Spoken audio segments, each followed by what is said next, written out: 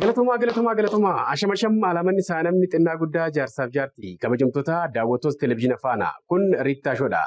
Riittaan Shoo keessummaan isaa har'aa Daayireektara olaanaa Inistituutii Qorannoo Hawaa fi Ji'oospaashaala Dooktara Kaadhimamaa Abdiisaa Ilmaati. Mee qorannoodhuma hawaa kan wajjin sochiidhuma isaa wajjin wal qabatee akka biyyaatitti maalirra jirra? Hojiiwwan hanga ammaatti hojjetamanoo gara fuulduraatti yoo damee kanaan biyyi teenya maal eegdi? Maaltu barbaachisaa kan jedhu kana odeeffannoo tokko isaa wajjin walirraa fuudhuuf walbeellamnee jirra. Qopheessaaf dhiyeessaan Riittaa Taaddalaa gama Daayirektingiitiin Faayisaa Addunyaa kaameraaf sagalee Nimoonaa Riittaati. Ispoonsarri uffata kiyyaa magaalaa Adaamaa gamoo Oliyaadii jalatti kan argamu Abbuukii Pirootokool guddaan galateeffadhaani. Ceesiftuu booda walitti deebina. Riittaa Shoo.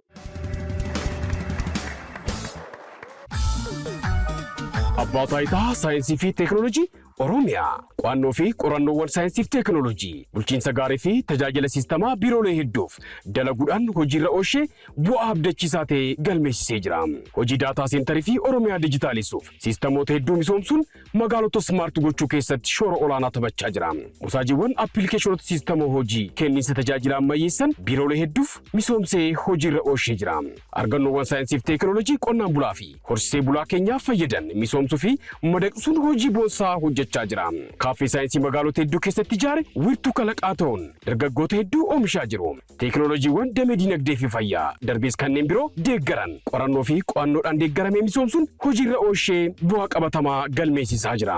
Ammas bu'aawwan saayinsii fi teekinooloojii hanga ammaatti argateen daran babal'isee hojiirra oolchuun biyya saayinsii fi teekinooloojiin keessatti dagaagee ijaaruuf kutannoodhaan hojjechaa jira. Abbaa Taayitaa Saayinsii fi Teekinooloojii Oromiyaa. Hayyee kabajamtoota daawwattoota televezyiina faana kun Riittaa Shoodha. Ispoonsara kenna Abbaa Taayitaa Saayinsii fi Teekinooloojii Oromiyaa guddaan galateeffadhaani. Qorannoo fi qo'annoowwan saayinsii fi teekinooloojii kan biyya keessaa fi kan biyya alaa misoomsuu fi madaqsuudhaan Abbaa Taayitaa hojii boonsaa hojjechaa jirudha. Har'a hayyuu isiniif affeeree jira. Keessumattuu dhimma hawaa kana wajjin wal qabatee hundi keenya odeeffannoo nuti qabnu gahaadha jedhee yaadu waan ta'eef Daayireektara olaanaa Inistituutii Qorannoo Hawaa fi Ji'oospaashaalaa Kaadhimamaa Dooktar Abdiisaa Ilmaa affeereen jira. Baga nagaan naa dhuftan. Baga nagaan nu eegdan. Ayyeegaa. Mee waa'eedhuma hawaa kana gaafa haasofnu waa'ee ispeesii jechuun qorannoodhumti hawaa kuni akka addunyaatti yoom jalqabame kan jedhu kana kaafnee akka biyya keenyaatti illee dhufuu dandeenya. Qorannaan saayinsii hawaa uumama ilmi namaa irraa jalqabeeti jechuu dandeenya. Keessumattuu saayinsii wajjin wal qabatee saayinsii inni annishanti ta'e keessatti ramadama astiroonomiin jechuudha. Kana jechuun ilmi namaa jalqabama irra kaasee addeessa fi aduu akkasumas urjiiwwan samiirra mul'atan qayyabachaa tureera. Keessumattuu urjiin yeroodhaan gara yerootti iddoo isaaniis jira waan ta'eef isa sana hordofaa tureera. Aristootil hundi keessatti beektu maqaa kana. Inni immoo addunyaan tun handhuura hawaa kanaati jedhee waggaa 2000 dura jechuudha. Inni akkas barreesse. Inni sun fudhatama argatee amma jaarraa 15ffatti yaadni kun fudhatama argatee ture. Maaliif Aristootil nama kabajamaa waan ta'eef jechuudha. Jaarraa 15ffaa irratti saayintistii tokko Kopernikas kan jedhamu jechuudha. Handhuurri hawaa addunyaa tana miti jedhee yaada kaasee ture. Yaadni sun garuu baay'ee mormii guddaatu itti qunname. Maaliif namni hunduu kabaja Aristootiliidhaaf qaba waan ta'eef yaadni Aristootil digamuu hin qabu kan jedhudha. Booddee immoo Gaalilii nama jedhamu teleeskooppii hojjetee waan Kopernikas jedheen sun dhugaa ta'uusaa mirkaneessee booddee yaadni Aristootil kufee addunyaan tun handhuura hawaa kana miti.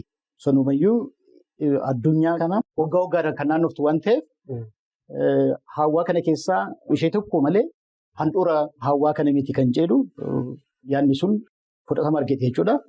haala kanaan guddachaa booddee immoo gara jaarraa 17ffaatti saayintistii beekamaan Sir Isaac Newton kan jennu jechuudha. Inni immoo dhufee baay'eetti dabale jechuudha. Caalmaan jabeesse. Caalmaan jabeesse jechuudha. Fakkeenyaaf urjiiwwan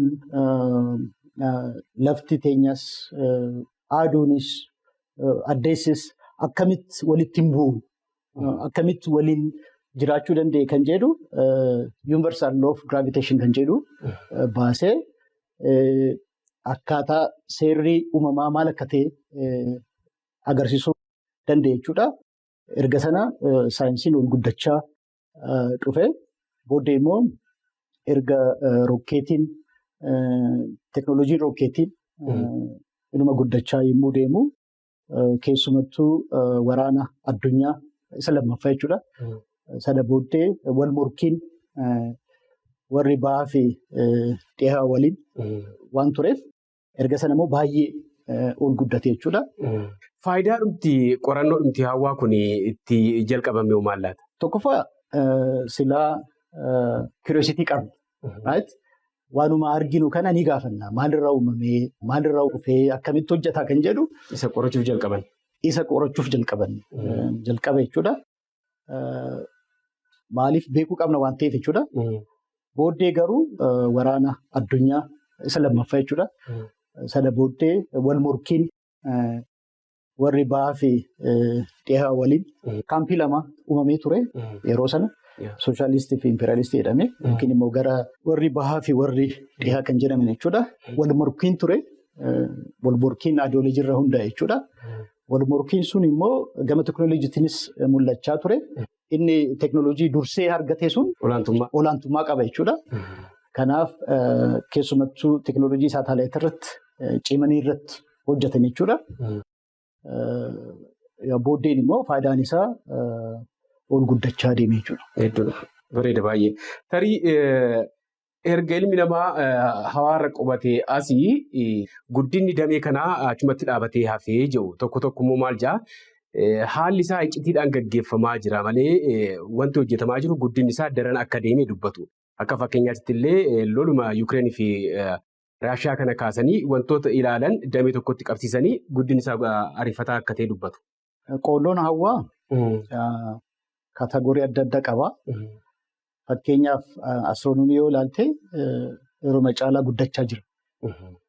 Maaliif yeroo ammaan tana hawaan kun yoom uumamee akkamitti uumamee kan jedhu san ragaa sana argachuudhaaf teeleskooppii lafarra ta'ee gara samiitti kan laalu qofa osoo hin ta'in gara hawaatti ergamee addunyaa keenya naanna'aa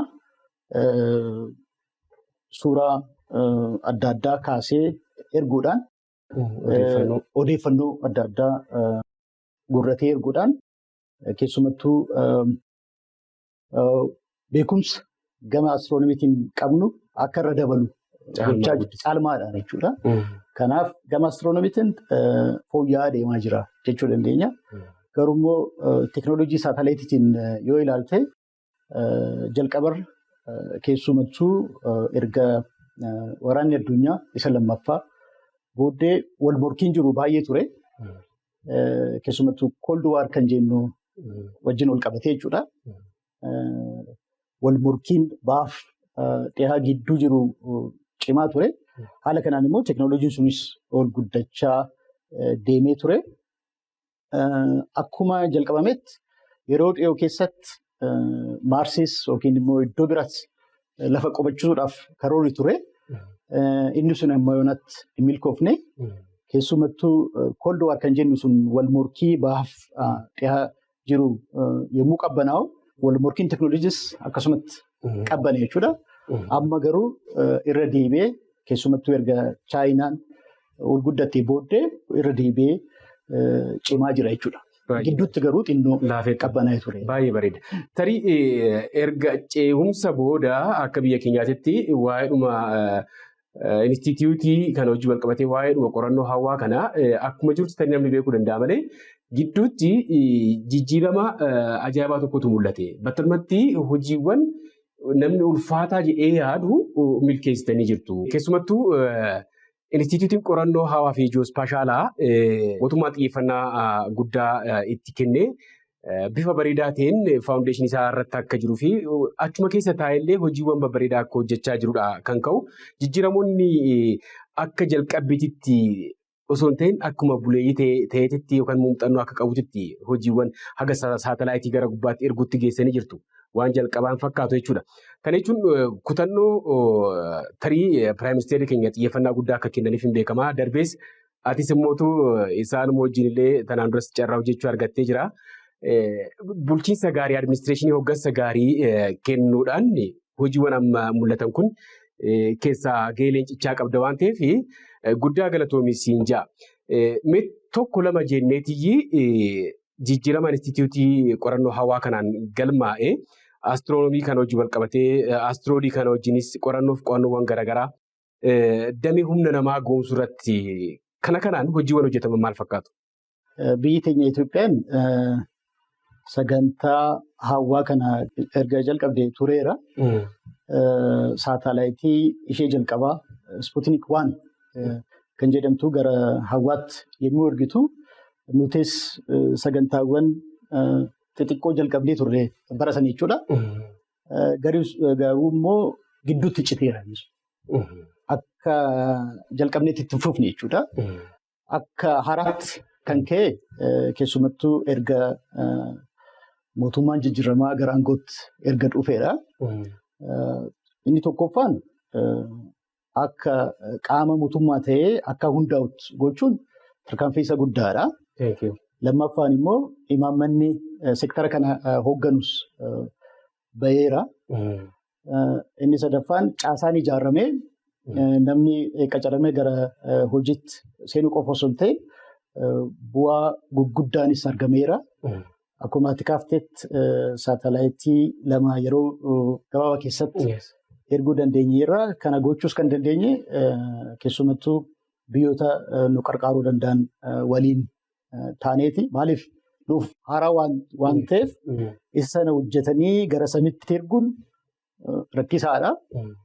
Kanaaf biyyoota nu qarqaaru waliin hojjennee yeroo gabaabaa keessatti saatalaayitii 2 gara samitti erguu dandeenyeerra. Erguu qofa osoo hin ta'in lafarra taanee to'achuu odeeffannoo saatalaayitii kaafaman immoo guurrannee isa analysis gochuudhaan faayidaa adda addaa akka argamu gochuunis hojjetameera. Gama astiroonomiitiinis yoo ilaalte tabba Anxooxxoo irratti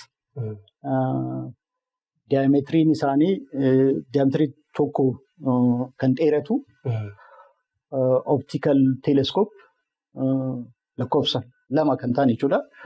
Isa sana tabba Anxooxxoo irratti dhaabnee amma lafarra taanee samii daawwachuudhaaf dandeenyeerra jechuudha. Faasilitiin akkasii baha Afrikaa keessatti isa jalqabaati.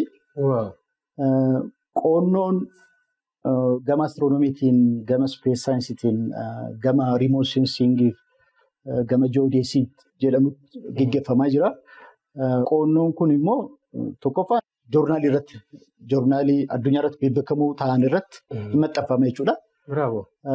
Kun immoo guddaadha. Maaliif biyyattiin Itoophiyaa gama speesitiin saayinsii irratti kontribiutar ta'uu ishee mataan isaa baay'ee guddaadha. Gama humna namaatiinis yoo ilaalle keessumattuu sektariin kun humna barate barbaada. Isa sana immoo gabaarratti argachuudhaaf ulfaataadha. Kana hiikuudhaaf immoo wanti goone yuunivarsiitii waliin qindaa'uudhaan waliigaltee mallatteessine sagantaa sana nuti hin deeggarna. Isaan immoo digiriin laatu jechuudha.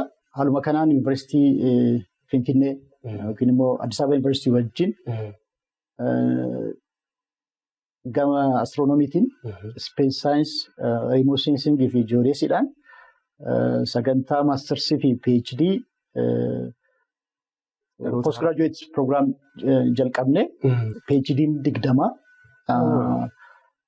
sadarkaa maastersiitiin immoo barattoota 34 eebbifamaniiru.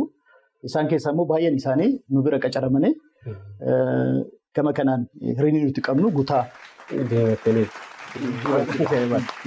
Yeroo gabaabaa keessatti yaaliiwwan taasiftan akkuma jirutti ta'ee caalmaatti immoo dhaloota haaraa abdii qabu akkasitti horatanii nama barate instituutii keessatti akkas guutuun isatu dursa hidhee yaada. Al tokko tokko wantoonni barbaachisoo ta'an leecaloo kan meeshaaleen guutamuu isaanii bakka namni jiretti faayidaan qabu waan ta'eef bu'uura irraa rakkoo keessanii kudhaaf wanti taasifamellee galatoomaas hin jechuu barbaada.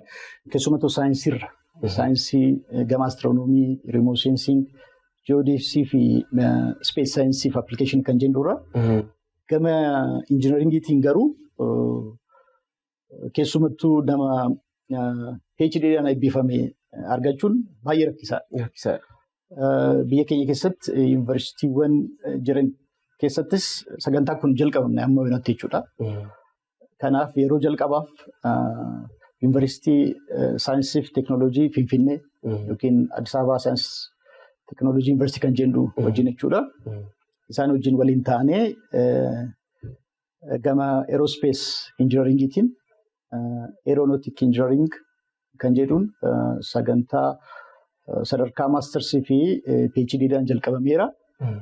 Amma seemistara sadaffaa ta'eera.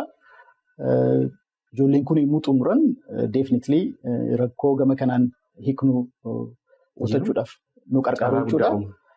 Walumaa galatti wanti hojjechaa jirru maayinni faawundeeshinii isaa ijaarrachuudha. Maaliif sektariin kun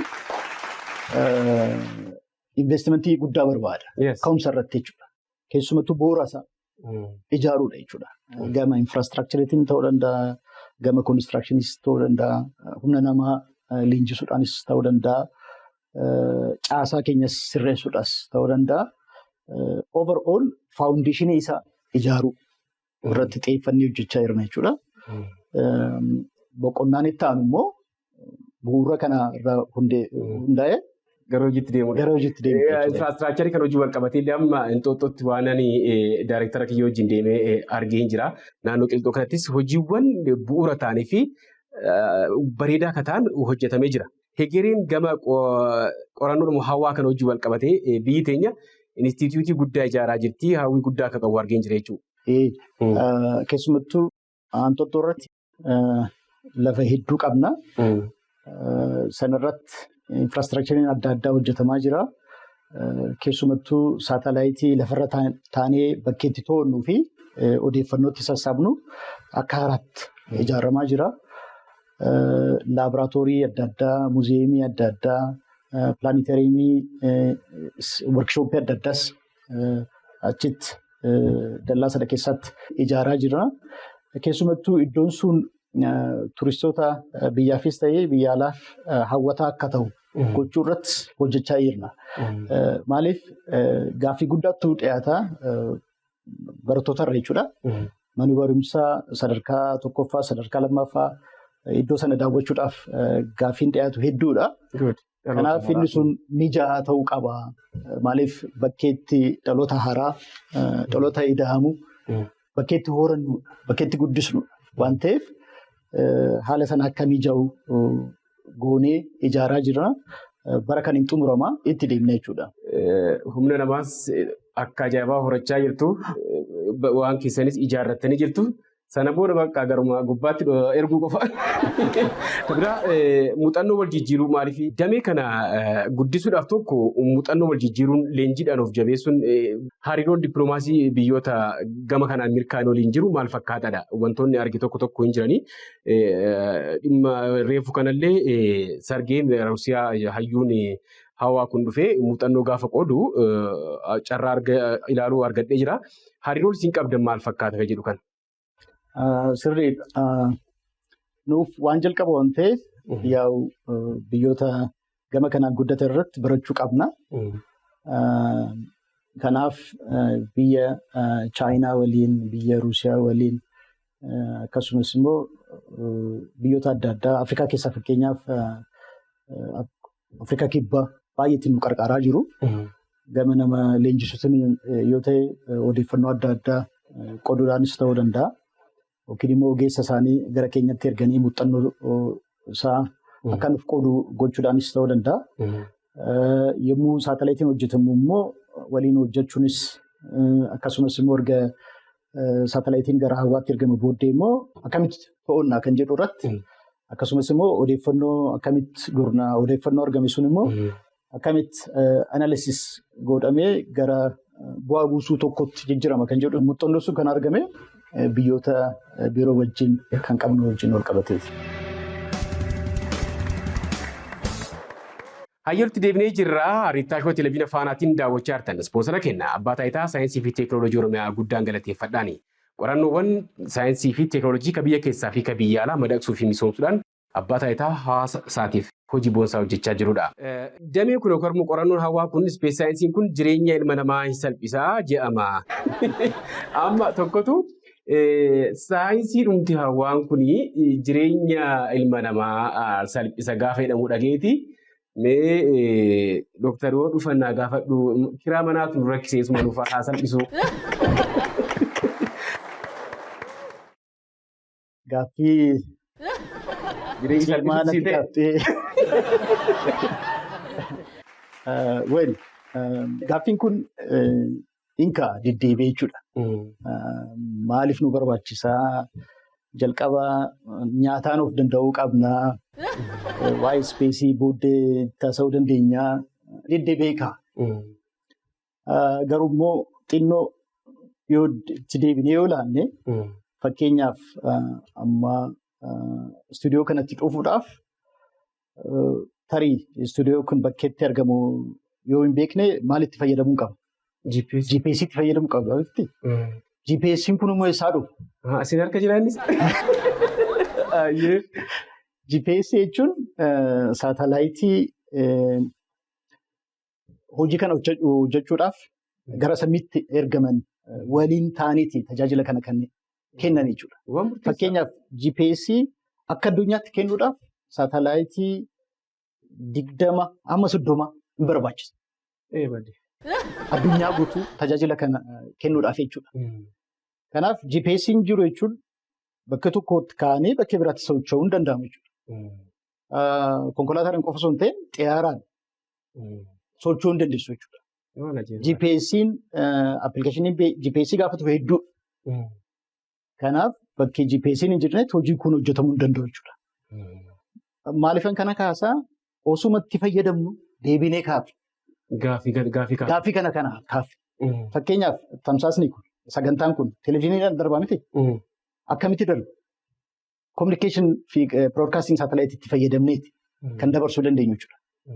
Istuudiyoo kanarra ka'ee mana manatti tamsaasni kun kan ga'uu danda'u communication saatalaayitiitti fayyadameeti. Malee bakkee kun hin jirnetti sagantaan kun tamsa'uu hin danda'u. Baay'ee bareeda. Kabajamtoota daawwattoota keenya turtiin daayireektara olaanaa Inistituutii Qorannoo Hawaa fi Ji'oospaashaala Dooktara Kaadhimamaa Abdiisaa Ilmaa waliin Riittaa Shoo taasifne asiin hin golobamne. Yeroo biraa kutaa lammaffaa turtii keenyaa qabannee kan dhiyaannu ta'uusaa ibsina. Qopheessaaf dhiyeessaa Riittaa Taaddalaati. Gama daayirektingiitiin Faayisaa Addunyaa kaameraaf sagalee Nimoona Riittaa ispoonsarri uffata kiyya magaalaa Adaamaa gamoo Oliyaad jalatti kan argamu abbukkii pirootokool guddaan galateeffadhaani. Ispoonsarri sagantaa kanaa Abbaa Taayitaa Saayinsii fi Teekinooloojii Oromiyaa guddaa galatoomaan isiniin ja'a. Haga torbanii koraanaa bulaa. Abbaa Taayitaa Saayinsii fi Teekinooloojii Oromiyaa qo'annoo fi qorannoowwan saayinsii fi teekinooloojii bulchiinsa gaarii fi tajaajila siistamaa biiroolee hedduuf dalaguudhaan hojiirra oolchee bu'aa abdachiisaa ta'e galmeessisee jira. Hojii daataa seentarii fi Oromiyaa dijitaalisuuf siistamoota hedduu misoomsuun magaalota smaart gochuu keessatti shoora olaanaa taphachaa jira. Musaajiiwwan appilikeeshinoota siistama hojii kenniinsa tajaajila ammayyeessan biiroolee hedduuf misoomsee hojiirra oolchee jira. Argannoowwan saayinsii fi teekinooloojii qonnaan bulaa fi horsiisee bulaa keenyaaf fayyadan misoomsuu fi madaqsuun hojii boonsaa hojjechaa jira. Kaaffee saayinsii magaalota hedduu keessatti ijaare wiirtuu kalaqaa ta'uun dargaggoota hedduu oomishaa jiru. Teekinooloojiiwwan damee dinagdee fi fayyaa darbees kanneen biroo deeggaran qorannoo fi qo'annoodhaan deeggaramee misoomsuun hojiirra oolchee bu'aa qabatamaa galmeessisaa jira. Ammas bu'aawwan saayinsii fi teekinooloojii hanga ammaatti argateen daran babal'isee hojiirra oolchuun biyya saayinsii fi teekinooloojiin keessatti dagaagee ijaaruuf kutannoodhaan hojjechaa jira. Abbaa Taayitaa Saayinsii fi Teekinooloojii Oromiyaa.